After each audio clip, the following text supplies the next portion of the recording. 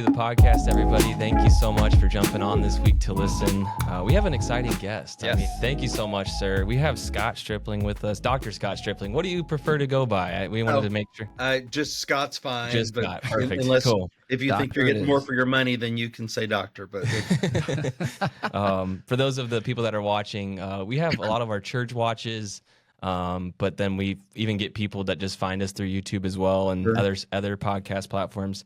Scott's the provost at the Bible Seminary in Texas, and then he also is the director of the excavations at Shiloh.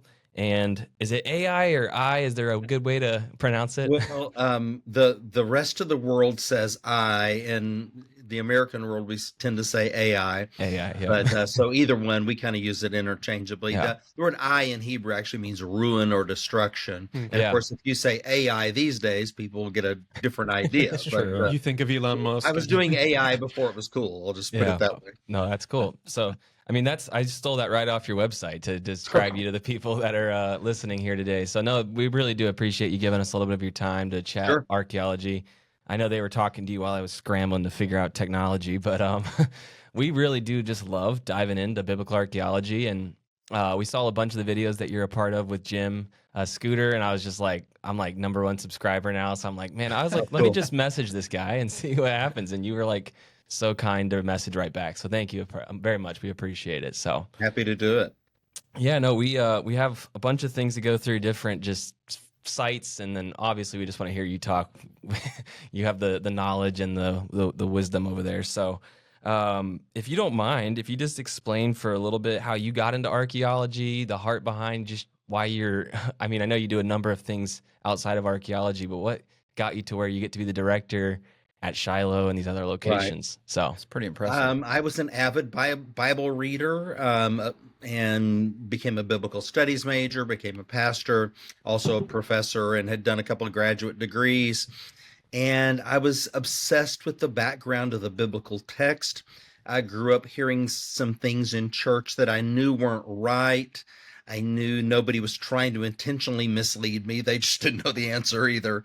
But, just explanations like Yeah. the metaphors that Jesus would use, and then our, authoritative explanations, about what the eye of a needle meant and things like this. It just seemed to me that the answers that I was looking for lay in the material culture.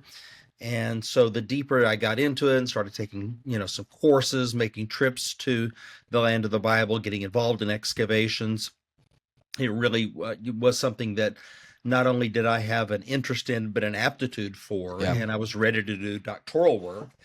And nothing else really interested me.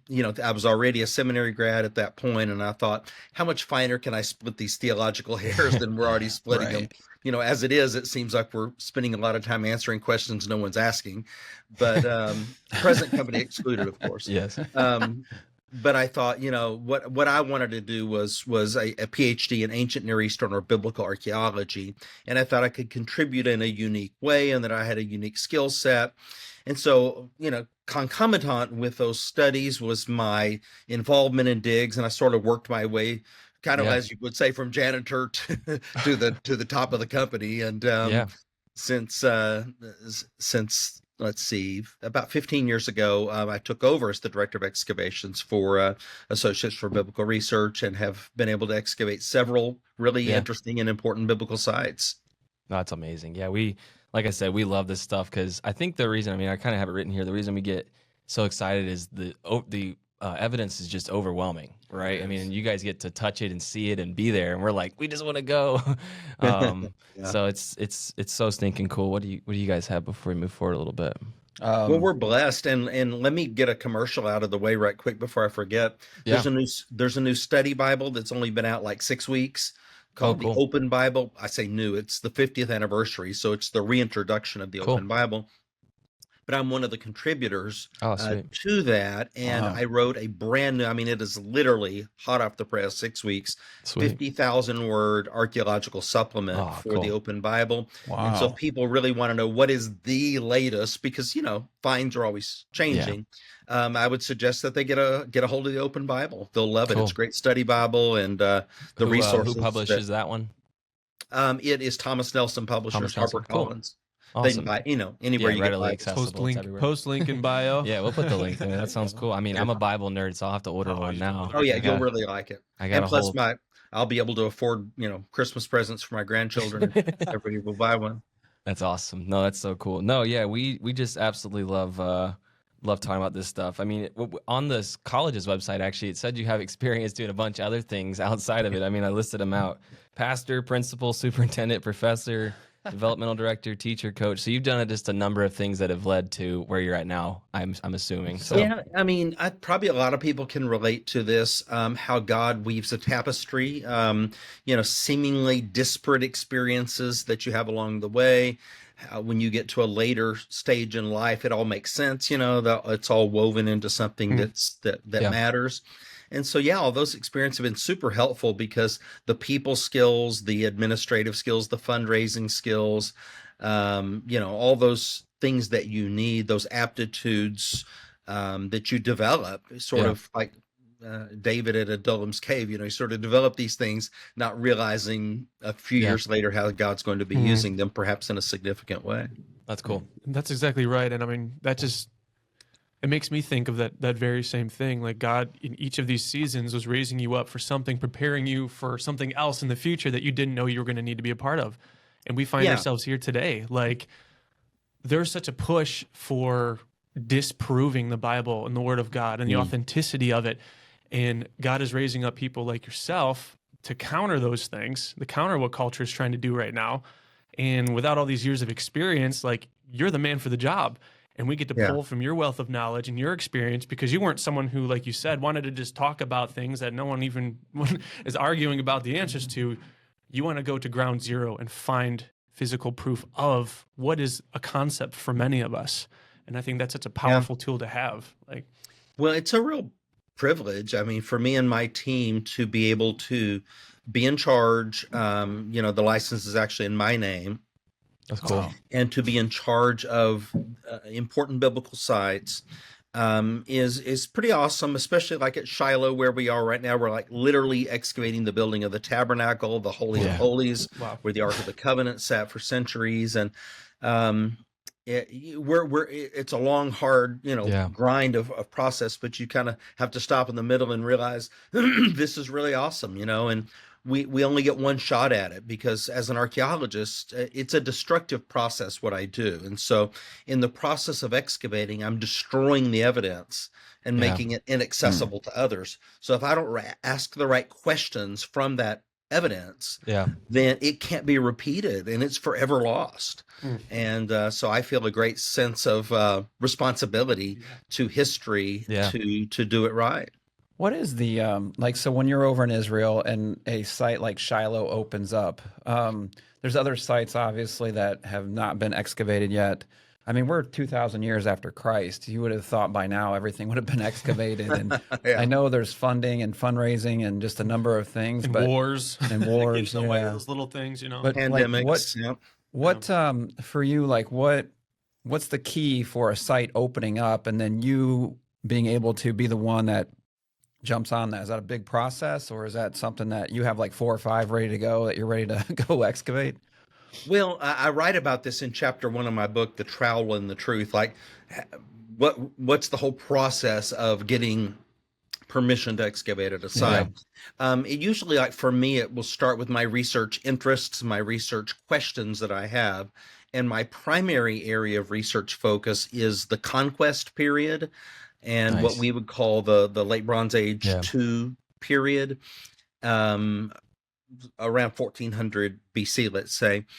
And so sites that relate to that particular period, especially if they have not been excavated then, or only excavated to a small degree, that's of primary interest to me. So if there is a site like that, and I'm really the only one who's had the opportunity to excavate 4 different conquest sites. And so it gives me not just a site-specific vision, but a regional perspective of what was taking place to understand the material culture in a greater context.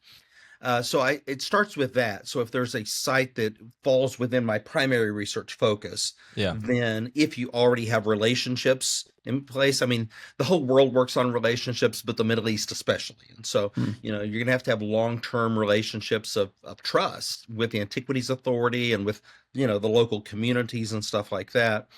And then assuming that you have protocols in place and a team in place and funding in place and, all of that stuff, then you can apply. I mean, there's an application permit, but before you ever apply, you've already been schmoozing for a long time with, the decision makers, just talking about it.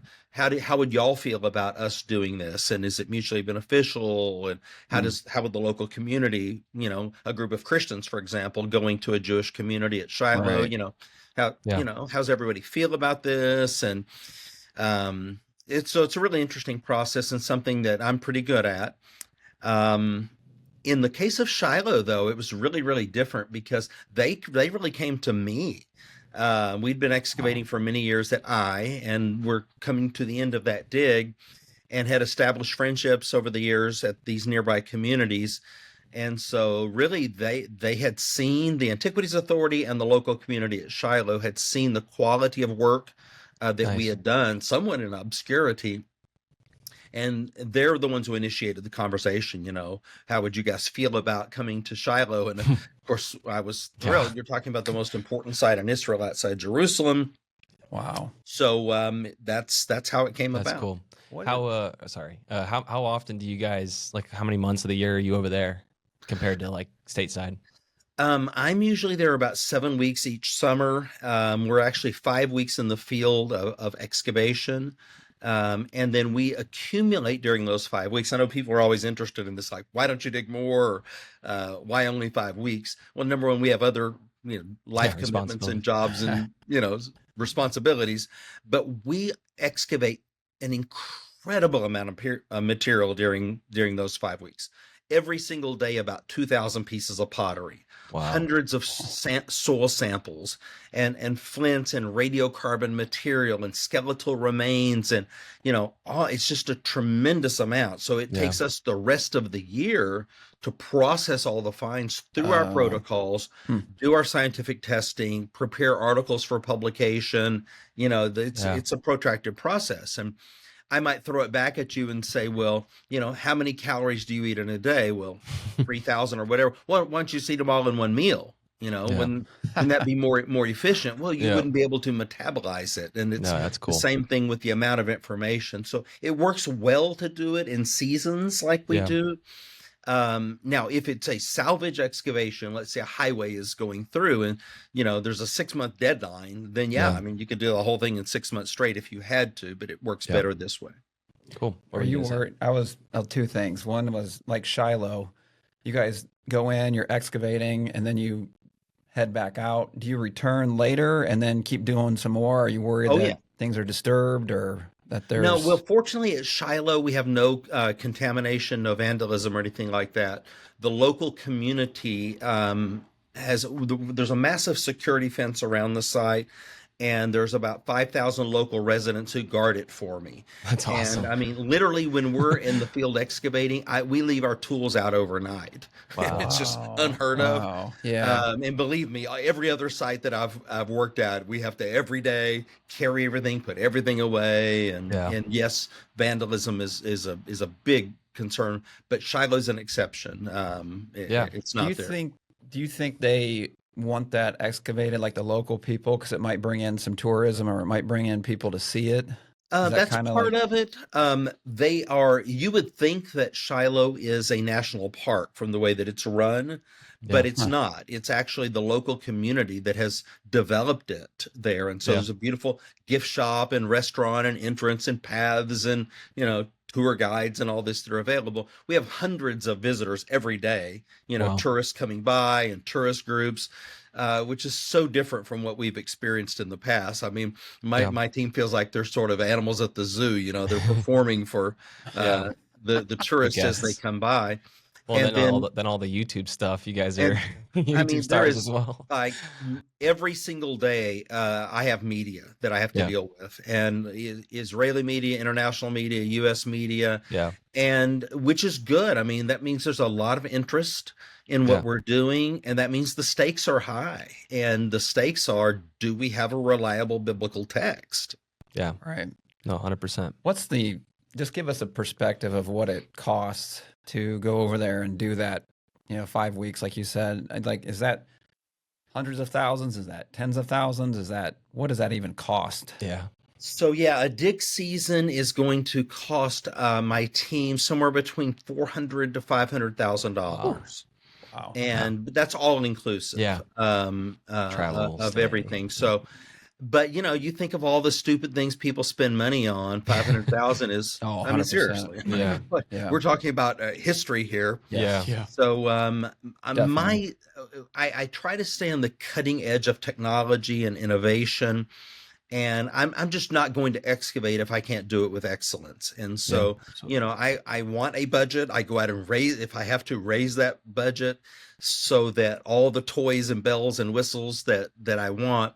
And I'm sort of at a place now where I don't personally dig very much anymore, although they do let me carry boulders, from time to time from their They look pretty squares. big, But I'll be honest. it's really my job to make sure that my team has all the tools they need to Yeah. succeed, and to provide those resources for them, and then to oversee the whole process Cool. as it unfolds. Do you have this is a random question, an Amanda on your team? What was the name? Do you have an Amanda on your team? Yes, I have more than one Amanda. Okay. Well, we have a guy here. He used to do a podcast, a member of the church, and I think he had someone from your team on his show because we were talking about the podcast world, and he's like, "Yeah, I think I know somebody," because we were talking about Shiloh a little bit. So That's awesome. Excellent. no, yeah. I mean, we were saying a cool thing to talk about for a little bit would be, I mean, the Holy Week is right around the corner. I mean, it's here in a few days. We're going to be starting off with Palm Sunday. Yeah. So it'd just be cool to dive in for a little bit, just some archaeological discoveries, things Yeah.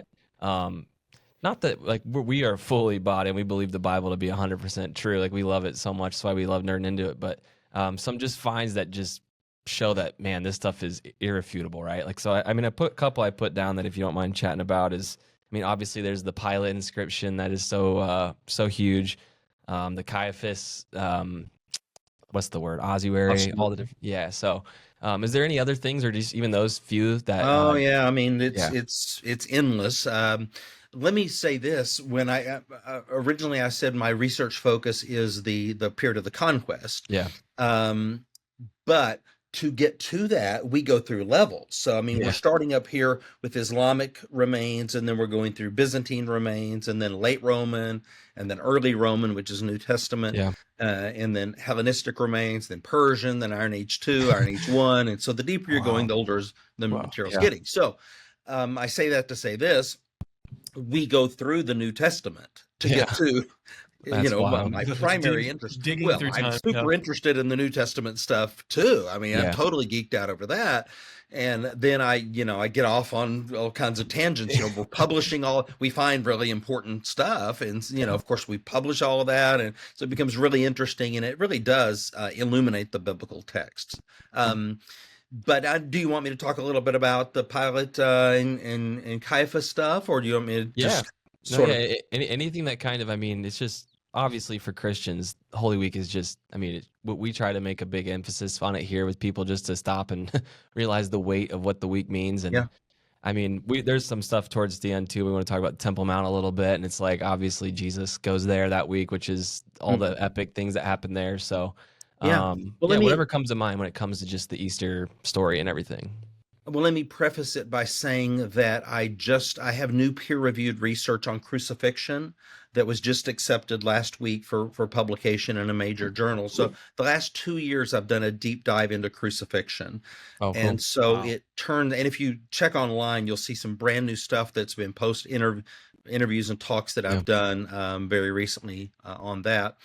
And then this Sunday at my home church, I'm actually going to be talking about this because it's, of course, the week of Passion. it turns out most of what we thought we knew about crucifixion was not right. Go figure. Wow. The images that get into our minds from medieval art, we think they don't influence us, but they do, and we assume they knew what they were talking about, but they'd never seen anyone crucified, and they didn't know where the nails went and how the nails went and what the cross looked like. And Yeah. so my process was really, really interesting on that. But let me back up a little bit to about 1 month before Passover in the spring of AD 33. And the site that we excavated at well, the New Testament level that we went through, it was a whole village, Wow. an untouched New Testament village 10 miles north of Jerusalem that Hmm. we excavated through in order to get down to the Bronze Age, Mhm. ruins of the city of Ai. Well, it turns out that is the city of Ephraim. And don't feel bad if you've never heard of this. No, I've never met a Yeah. pastor who knew this verse. Uh, John 11:54, after 53 and 54, after Yeah. Jesus raised Lazarus from the dead, he could no longer go openly among the Jews, for they all sought to kill him. With his disciples, he went to a village near the edge of the wilderness named Ephraim, Yeah. and there he remained. Wow. Wow. Yeah. A Yeah. Bible reader, I'd read that 100 times and it just You just kind of blow right through it escaped a me, little bit. right? Yeah. That's Um, a village. But when I began to try to figure out, like, what is this site that we're excavating, then I found it in Josephus, I found it in Eusebius. So I found it outside the Bible first. And then someone on my team went, oh, well, that's in John chapter 11. I couldn't believe it. Wow. So long story short, Jesus spent the last month of his life prior to the triumphal entry at that site. And so Wow. for me, that's pretty significant. Yeah. I feel like we know a lot about the week of Passion, or somewhat about the week of Passion, but the preceding weeks maybe have been silent to us in the material culture now. I think I have the book here. So the volume 2, and so this is about 400 pages, been out for 2 years, and this is where I give all the evidence of Ephraim Nice. here in this volume. So that's a little piece of the puzzle that has been missing. Leading up to that week of Passion, just the real people, the real places, the real events, I think, are significant. Yeah. All those names and dates and places and Yeah. ritual purity practices and so forth that we read about. You see all of that during the week of Passion. Oh, that's incredible. Yeah, no, I actually had that written out. Real people, real places, real events, which for us, it points to a real God, a God that's like in a Bible, Yeah. that's accurate and worthy to be trusted. So, no, that's so cool. I mean, I was going to ask too about the Easter week. Is there anything that's like, is there anything coming up, like looking at that would be like, man, this would be so cool to find? This would be like a cool thing to like, obviously there's all the other things that people are interested in, but is there anything that's like, Still out Okay, there. Yeah. well, a few things let me mention. Last week in the Church of the Holy Sepulchre in Jerusalem, which Yeah. is I believe, the actual place of the death, burial, and resurrection of Jesus, Yeah. the flooring, the paving stones were removed to put Yeah. in new paving, and so it had been hundreds of years since this flooring had been replaced. So this allowed archaeologists, and they allowed an Italian team from Sapienza University to go in and take samples of all the Mhm. soil underneath the paving stones throughout Yeah. the Church of the Holy Sepulchre. And so there were hundreds of first century pottery sherds, but also evidence, floral and faunal evidence of the first century and of a garden. So this Wow. is like hot off the press, evidence within the Church of the Holy Sepulchre of a garden. And of course, the Yeah. Bible says that there was a garden there. And the tomb itself, 5, 6, 7 years ago, National Geographic did a whole issue on this, which was quite good, of when the tomb was renovated, because it was about to fall apart, the edicule over the Mhm. tomb. And so there were a handful of people, one of them, my works on my team here at the Bible Seminary, Professor Craig Evans, who was allowed to go inside and then to see. And indeed, there's also first century evidence Wow. there. So that's pretty cool. Yeah. I think there's a site that few people know about, just outside Jaffa Gate, and it's where Herod's palace was during the first century, and then Pilate took over Herod's palace and made it his praetorium. That site can be excavated. I mean, part of it has, but the rest of it, which is where the praetorium part was, and where Jesus actually stood on what's called the lithostratos, or the stone steps before Pilate. We know where that is, and it's just right there awaiting. So you'd literally be talking about the place of the scourging, and the excavation of that point. And then the real Via Dolorosa. I mean, this may come as a shock to a lot of people, especially my Roman Catholic friends, but who find great meaning of walking the stations of the cross in Jerusalem. But those are Byzantine and medieval, because we actually now know the route, the correct path of what the real Via Dolorosa is. And imagine that you guys, the oldest Protestant church in Jerusalem is called Christ Church inside Jaffa Gate. Yeah. And so the Via Dolorosa goes literally right in front of this church. And just imagine, like, every Sunday you'd be preaching on the same thing every Sunday. Yeah, exactly. The same never get old. I mean, literally the Via Dolorosa is passing right by there. Yeah. Wow. No, it's incredible just to look into this stuff. And like, every time we see something or see an article or a video, we're just like blown away over and over again of how anybody can refute it. Much evidence. Yeah, so much evidence. I mean, at some point, I think it takes more faith to believe that it's that there's not a God than to believe that there is.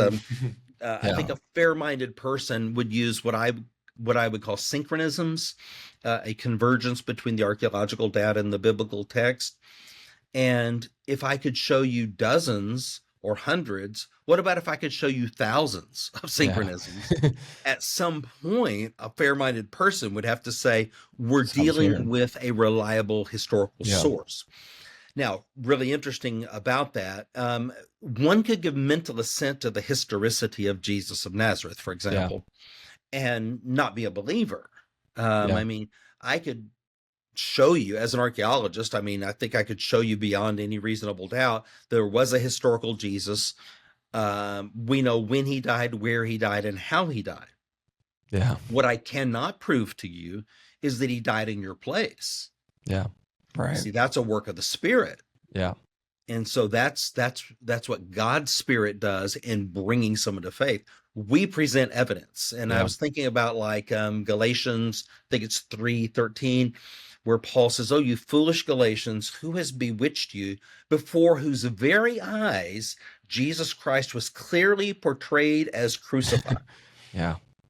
And that's what we do through the evidence that we bring to light and how we present it, is to clearly portray this. And then it's the work of the Spirit to bring people to faith. Yeah. I was going to ask, that was actually what I was going to ask, is the question of, there's a lot of archaeologists that they're not people of faith. They're digging up and they're working on a lot of these cool sites and they're finding stuff that proves the history of it, but they don't have that belief themselves. So, I mean, from the things I've seen and just learned about you from online, it seems like you're a person of faith and that you believe Jesus is the Son of God. So, I mean, how is that, like, is it just so cool, like, as you're excavating and doing these things, to just be like, it's encouraging your own faith while you're also reconfirms it, right? Yeah, you're realizing that you're also just presenting new stuff to other people, which is just so cool. Well, I've always been happy to engage in the arena of ideas. And I think for far too long, people of faith maybe have lacked the self-confidence to do that, maybe because they don't have the background, the training, the skills, or whatever. But I'm fully confident in what I know from the text and what I know from the material culture. And I love to engage in that arena of ideas, like this skepticism. It's almost like the Bible is guilty until proven innocent. Right. And I love to build bridges to people. And it's not like I know more than you do or I'm better than you are, but it's like, let's build bridges and let's talk. And because I learn stuff from my colleagues constantly. And then I want them to have the benefit of our knowledge as well. I'll give you one example, hot off the press. When I published 2 years ago that there were clay roof tiles in the first century that we had excavated at Ephraim, I was told by numerous Israeli scholars, you can't do that. There were no clay roof tiles until the second century. They didn't exist in the first century. Well, it's a problem because in the Gospels, we read that at Capernaum, when they busted through the man's roof to lower their friend to Jesus, the Greek word is keramos, ceramic. So they broke through it wasn't a dirt roof, it was a ceramic roof that they broke through, an expensive roof to get their friend to Jesus. Yeah. Okay, so now the text says that. I'm finding ceramic tiles in a first century context because I'm a ceramicist. I mean, I know pottery, that's my area of expertise. So why are you telling me that they didn't exist? I'm finding them. We have this textual evidence. And there was like one other site that Hershkovitz had published that they thought they might have them, but that's what everyone was being taught. So it became a paradigm that was entrenched. Yeah. Why publish them anyway? As being first century, it's Yeah. what I'm finding. Here they are. Yeah. Well, come to find out, the more that I talked to my colleagues, they were finding them too, but they were telling that couldn't possibly be what you think it is. And so they weren't publishing. So it was circular reasoning that was reinforcing something that contradicted the Bible. Then, lo and behold, about less than a year ago, 8, 9, 10 months ago, next to the city of David and what's called the Givati parking lot dig, they excavated in situ clay roof tiles from the 2nd century BC in Jerusalem. Wow. And lo and behold, everyone was like, wow, Wow. we thought there weren't clay roof tiles. They found ones that were even older. You see how the New Testament was automatically assumed to be inaccurate. Yeah. But Does that circular reasoning? Circular reasoning. But as of 10 months ago, everyone now agrees with me. So Does that happen a lot where that like you have more than you might imagine? Yeah. Yeah. Does it take a lot to change minds? I mean, stuff's published and then all of a sudden you come out with something and then it's like, oh my goodness, if this is true, then that's wrong, that's wrong, that's wrong. Is that where like egos get involved? And to some degree, and it's not like anyone's ever going to come back and apologize and go, oh, wow, Scott was right. It's just when I published it, they probably rolled their eyes and said, no, we told him that those didn't exist. We don't know why he's publishing those as if they do. And then now all of a sudden, everybody's mind has changed, and everybody knows that there were clay roof tiles in the first century. Nobody ever thinks to go back and go, well, we better go back and pat Scott on the back or something like that. That's cool. No, Like the world is flat. yeah. No, we could talk the whole time on just, I mean, we're so excited every year we get so pumped up for the week of Easter and just remembering and just, it's so cool when you see all these things, right? Like the different locations, things that have been found that just continually point to that. It's not just the Old Testament that was true. Jesus was here. He, like you said, he's lived. We know how he lived, died, all that stuff, which is so cool. A couple more things we want to talk to you about. I mean, online, it's obviously one thing that's connected to you a lot is the Mount Ebal curse tablet that's that you guys were a part of finding. So I mean, if you can tell us a little bit about that story of how you found it. I mean, I know was somebody on your team that found it, or right. Feel free to let us know. Just Well, it's not that we were involved in finding it; we found it. Nice. So it was a side project that I was doing in December of 2019. I wanted to use our new technology of wet sifting, where we wash the matrix before we discard it. And it's a very elaborate process that we've put in place and no other dig is doing this in the field as we are. So before we discard material, we check it one more time by washing it. And it Nice. turns out that that's a revolutionary. And so I had checked some old dump piles from the past. And I discovered that for every one scarab, which is like a seal impression, that they had published, they had thrown away 4. There were 4 in the dump pile for every one that they had published.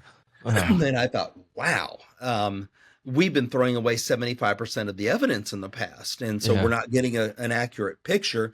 Pardon me. And we may think that there wasn't evidence of something, that the Bible mentions. Well, not when we're throwing away the majority of the evidence. So I came up with this idea. I want to go back and get 2 dump piles. All digs have dump piles. Okay. So after they check material, you just make Yeah. piles. At least you know where they are. Yeah. Yeah. It's easy to spot what they are on an old site.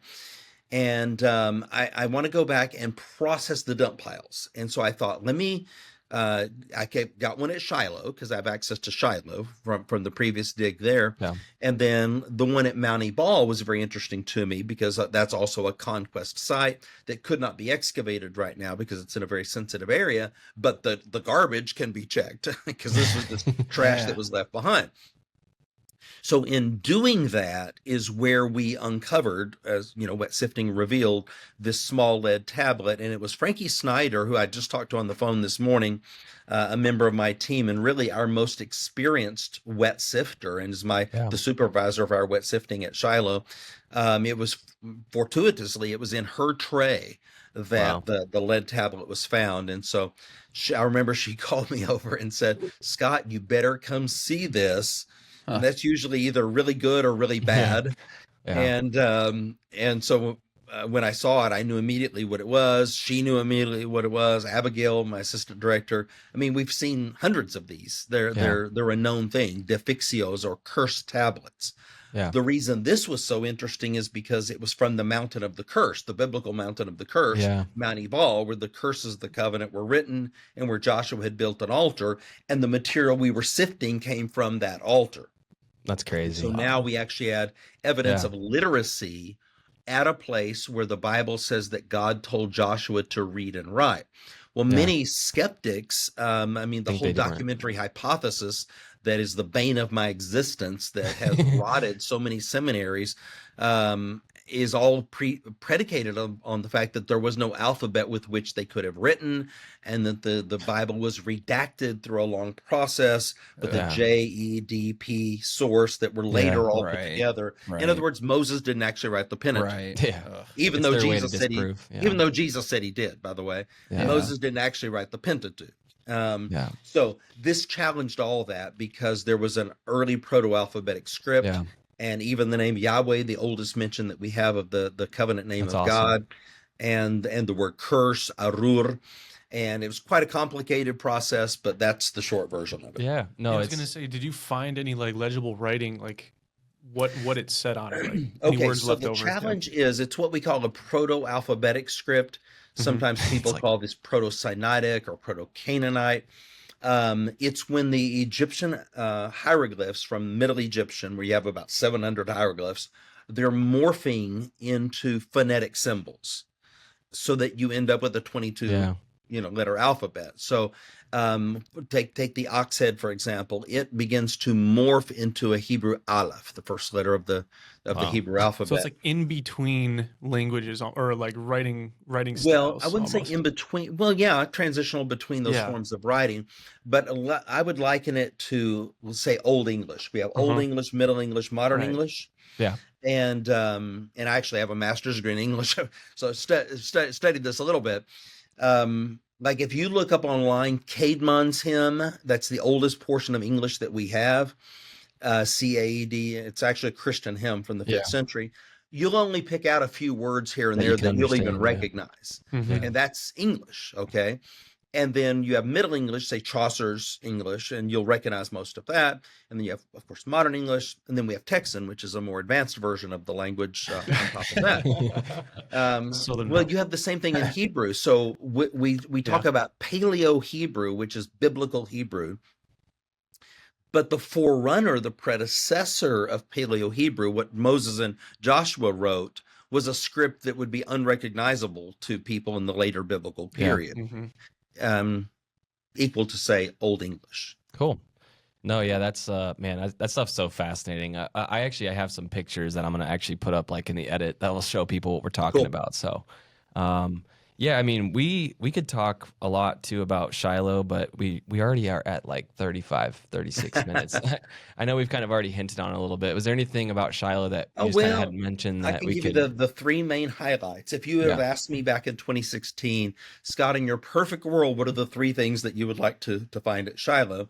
I would have said, well, evidence of the tabernacle, of the sacrificial system, of the gate, because the gate is gate of Shiloh is mentioned. Those three things: the sacrificial system, the building of the tabernacle, and the gate complex. And it just so happens, again, you can say luck or fortuitous or providentially or whatever, but there's a picture of me driving the first stake of the excavation, and right underneath is this building of the tabernacle. And at that time, we have no idea that the gate is right there, that the tabernacle is there, and that the favisa, the remains, the sacred remains of the sacrificial system, are just due east of this building. And so it all happened to be right there, because I could have spent decades digging all around that place. Yeah, Ehud Netzer at Herodium, 35 years looking for Herod's tomb. But I mean, just providentially, I will say, we began at the exact spot where the most interesting evidence is. Yeah, no, that's I've seen a number of things of like all the stuff that you guys have found in that fasiva. It's like all the gold, the bones, and like the finely broke. It's just so cool to see how that's been preserved all these years. People can follow us at digshiloh.org, by the way. So we'll be in the field this summer. I leave on May 12th. And then folks can follow through social media in lots of different ways. But the website is digshiloh.org. Awesome. How long would you say the Ark of the Covenant rested there at Shiloh? A little over 3 centuries. The Seder Olam, which is part of the Mishnah, it's a 2nd century AD document, says 369 years, but that doesn't exactly jive with the biblical chronology. So I would say a little close, just slightly over 3 centuries, which is a long time. Yeah. That was I mean, I've heard it likened to like that was the capital before Jerusalem almost because of how long it was there. Capital. Yeah. And if you wanted to connect with God, that's where you went. Jeremiah 7:12 says, "Go now to Shiloh, where I first caused my name to dwell. See what I did there and make it known." And that's so, cool. This is like Hannah, Elkanah, people like that. Samuel. That's so cool. They had the same issues that we have. Sin fractures our vertical relationship with God, our horizontal relationships with each other. And it was through the shedding of blood, Leviticus 17:11, that there is remission of sin. And so they were able to come and reconnect with God and with each other through this sacrificial process. And to be able to excavate that matrix, to me, is just extremely interesting. No, 100%. No one's ever excavated that before. You guys are the first ones. Well, the favisa was first excavated in the early 80s by the Bar Ilan University. We're the 3rd major excavation at Shiloh, but there was only less than 5% of the site had been excavated by the previous digs. And I wanted to do a broader area, connect what they had done, and open up a broader area, because I feel like we're subject to misinterpretation if we're doing only narrow spaces. I wanted to open up a broader area on the northern slope. So they had discovered the favisa and noted interesting things like disproportionately from the right side of the animal. The bones are disproportionately from the right side of the animal, but they didn't offer an interpretation of that. Of course, as a Bible reader, my mind immediately goes to Leviticus chapter 7, where the right side of the animal is the priest's portion. And so, what I was eager to get back and to finish that favisa, because our technology is, like you mentioned, the gold pieces. Gold is extremely rare at archaeological sites. From the squares that they excavated, they found 1 gold piece. From the balks that they left behind, the little strips between each square, 1 meter long, we have 6 gold pieces. So from 10% of the soil, we have 6 pieces. From 90% of the soil, they had 1 piece. Unfortunately, their dump pile went over the very steep edge. And so we are now strategizing how to deal with, because it should have about 30 or 40 pieces of these, gold pendants and objects in it. Do you guys ever use LiDAR? Do you guys ever... We do. We use LiDAR sometimes. In the hill country where we are, it's so rocky that you don't get as great of a benefit from radar type things, ground penetrating radar and things like that. Whereas if you're in a sandy matrix, like in the Jordan Valley or in Egypt, you can actually just see the structures underground. Wow. Yeah. But in the hill country, you get a lot of false readings from that. Gotcha. Well, we think for just like the kind of the rest of our time here, it'd just be kind of cool. I mean, we find, we find Jerusalem, like the Temple Mount. We find all that. It's just so interesting how it's like so well preserved, like all the way back to Jesus's time, even, but beyond that, with all the underground tunnels and all that. So, I mean, we've seen stuff, videos, pictures, articles about all that, and you've been there, so. Love to hear that. Did you see me in Expedition Unknown where I took them underneath the Temple Mount into all those tunnels? Yes. So you can find that. I think it's season 4, episode 10, if I'm not mistaken. Cool. But you can actually see some of these tunnels that I take them into that have never been seen before. Yeah. It's Josh Gates, right? It's a whole labyrinth of tunnels. I think so. Yeah. The Temple Mount itself is fascinating. It's about 20 football fields in size, and even though we can't currently do excavation on it, there's still a lot of research that we can do. For example, the beams within the Al-Aqsa Mosque that's there, those beams are over 2,000 years old. Yeah, most likely So from very lot Solomon's because they've been carbon dated. Yeah. Some of them are even 3,000 years old, and so you're talking about beams that likely date back to the temple. Lebanon. First and Second Temple, Yeah. through the Temple Mount Sifting Project, which I was a supervisor on for 2 years. That's where I became a big believer in the potential of wet sifting. We recovered hundreds of these opusectally paving tiles, which Frankie Snyder then cracked the code, and we now know with the flooring, because did see that. Josephus talks about, the opusectally paving of the Second Temple. So now we know what the floors of the temple look like. We know what the roof beams looked like. Yeah. And then we have so many literary descriptions as well. So super interesting. So, but no, just wrapping up. I mean, your own discoveries, things that you've seen. Just how does it encourage faith? Because like a lot of people that are going to be listening to this are churchgoers that are here that are hearing about all this stuff. Like, just how does it encourage your faith, strengthen it, and then just that's kind of the way to wrap it up. I never had like a crisis of faith. I never needed this type of affirmation. I found a sense of fulfillment in it, in sort of scratching that intellectual and spiritual itch that I had. We're to love the Lord with all of our heart, mind, soul, and strength. And I thought, how do we love God with our mind? Maybe it's by fully developing my intellectual capacity. And this was part of who I was and wanted to become and how God had made me, and to fully develop that and to express it, I thought was a way that I could honor God, love God, give him glory. Very meaningful for me. I love it, but I never needed affirmation, and I never had a personal faith crisis. I have encountered thousands and thousands of people. I hear from them daily who are helped by the archaeological evidence, and that it does help bring them to faith, and it does have an apologetic aspect. But I've never set out to prove the Bible. What I've done is to illuminate the biblical text. And I think if I can set it into a context so that we can understand it here and now the way that they understood it then and there, then the power of the text itself and with the work of the Spirit will bring people to faith. That's incredible. Well, hey, one last question, then we'll let you get out of here for your appointment. Okay. If we come to Israel, can we hang out? Absolutely. You can stay at our hotel. Dig. Stay at our hotel, work at our dig. Absolutely. There we go. Man, I got to plan that summer of 2027. I just got to. Digshiloh.org. Digshiloh.org. Bring pans. Yeah. And that's so cool. Carry your boulders. Well, hey, thank you so much for your time, sir. We really appreciate it. Absolutely. Thank you, send me a link when you got it finished. Perfect. Thank you so much. All right. God bless. Bye-bye.